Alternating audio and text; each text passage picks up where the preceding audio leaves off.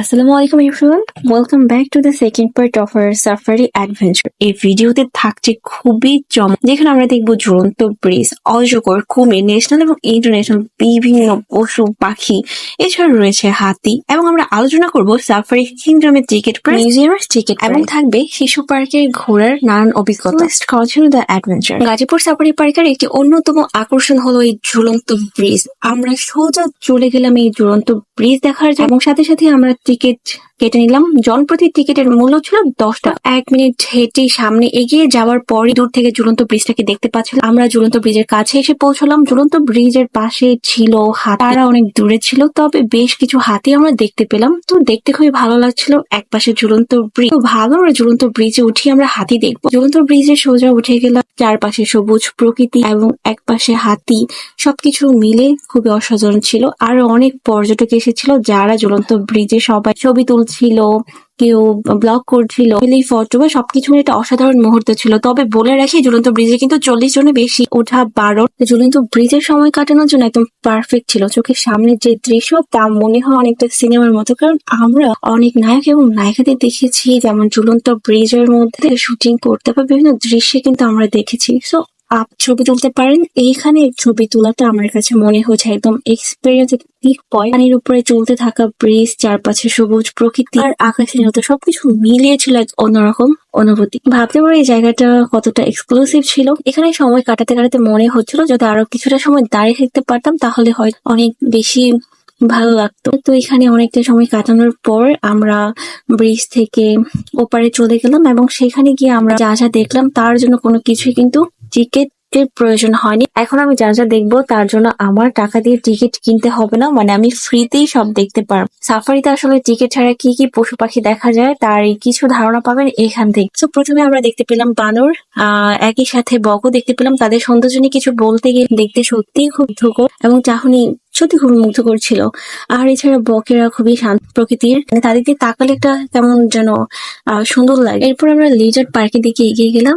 এখানে অভিজ্ঞতা ছিল খুবই অদ্ভুত। আমরা কিছু সামনে উট পাখি দেখলাম। উট পাখিগুলো অদ্ভুত রকমের সৌন্দর্য, অসাধারণ। এরা যখন তাকায় না খুবই ভয়। আমি যখন দেখেছি সামনে থেকে খুবই অনেক বড় ছিল। ভিডিওতে হয়তো আমি জানি না কতটুকু বড় বোঝা যাচ্ছে, হয়তো ছোট মনে হতো। তো আমি যখন সামনে থেকে দেখেছি মানে খুবই বড়। আপনারা যখন সামনে এসে দেখবেন, দেখে বুঝতে পারবেন যে এগুলো অনেক বড় বড় ছিল উট পাখিগুলো। আর উট পাখি সম্পর্কে যদি বলি, উট পাখির উচ্চতা কিন্তু প্রায় 9 ফুট পর্যন্ত হতে পারে। আর এরা পৃথিবীর সব পাখিদের থেকে সব থেকে বড় পাখি। আর উট পাখি মানে উঠতে পারে না, এগুলো হয়তো ওরা সক্ষমতা নেই, কিন্তু এরা কিন্তু দৌড়ের মধ্যে খুবই পারদর্শী হয়। আর উট পাখির ডিম গুলো কিন্তু খুবই বড় ছিল, মানে আমি সামনে থেকে অনেক বড় ছিল। আর আমি যতটা জানি যে উট পাখির ডিম গড় যদি হিসেব করা হয় তা 15 সেন্টিমিটার পর্যন্ত বড় হয়, এবং এগুলো খুবই ভারী হয়ে থাকে। আর ওদের বালুগুলো খুবই অসাধারণ ছিল। ওদের বালুগুলো বিভিন্ন রং বেরঙের ছিল। ইমো গার্ডেনের পাশেই ছিল অজগর। তো আমরা চলে গেলাম অজগর সাপ দেখার জন্য। এটা মাঝখানে আমি, এটা মাঝখানে হ্যাঁ হ্যাঁ অনেক অনেক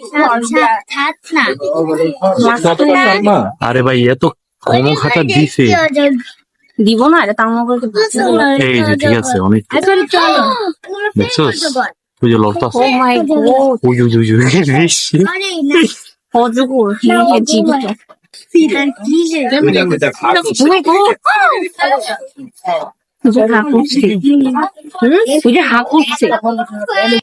চলে গেলাম কুমির দেখার জন্য। এখানে গিয়ে একটু হাস্যকর একটা ঘটনা ঘটলো। তাহলে এগুলো দেখে আমরা সবাই ভাবছিলাম এগুলো আসলে অরিজিনাল না, ফেক মনে হচ্ছিল, মানে সিমেন্ট দিয়ে বানানো, এমন আর্টিফিশিয়াল লাগছিল। প্লাস্টিকের মনে হয়, প্লাস্টিক দিয়ে লাগিয়ে একটা ঢিলা দাও, ঢিলা দিলে বুঝতে পারো প্লাস্টিক না, ওটা আসলে তো অরিজিনাল না। কেমন হাতুড়া আছে কখন দুইটা, এটা ভঙ্গি ধরছে যাইতা ভিতরে। আরে না এটা মনে হচ্ছে অরিজিনাল সিরিয়াস ভাইয়া। এই তো অরিজিনাল না, এটা কি সিমেন্ট দিয়ে কি বানানো না, তো ওরকমই তো লাগছে।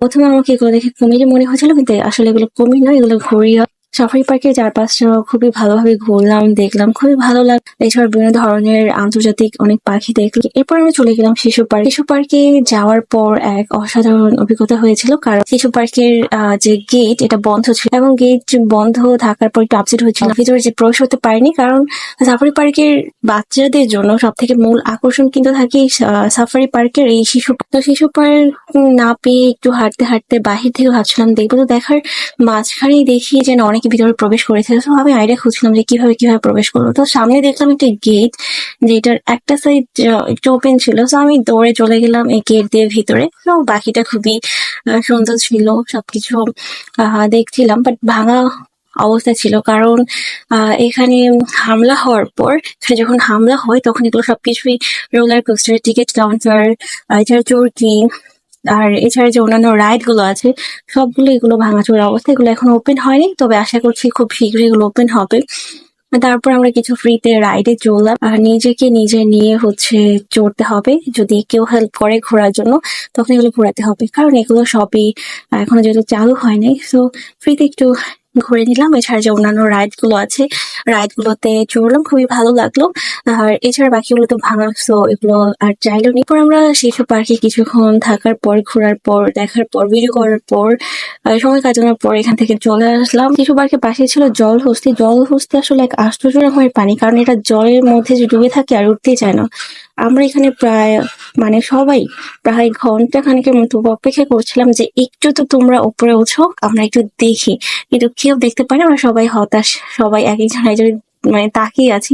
কিছুই করার নেই, এটা এমনটা হতেই পারে, কারণ জলহস্তিরা সারাক্ষণ জলের মধ্যে ডুবে থাকতে বেশি পছন্দ করে। এরপর আমরা চলে গেলাম সাফারি কিংডমের দিকে। সাফারি কিংডমে একটা টিকিট প্রাইস ছিল 100 টাকা, যেটা 5টা পাখি দেখা যাবে, এবং আরেকটা টিকিট প্রাইস ছিল 60 টাকা, যেটা দিয়ে 3টা পাখি দেখা যাবে। এখানে আপনি বিভিন্ন ধরনের ইন্টারন্যাশনাল পাখি দেখতে পারবেন। মিউজিয়ামের টিকিট প্রাইস ছিল 20 টাকা, যেখানে মৃত প্রাণীদেরকে সংরক্ষণ করা হয়। এটা ছিল আমার সাফারি ভ্রমণের এক অন্যান্য সমাপ্তি। আশা করি আবারও ফিরে আসবো এই পার্কে আর নতুন অভিজ্ঞতা নিয়ে আবার আপনাদের সাথে শেয়ার করতে।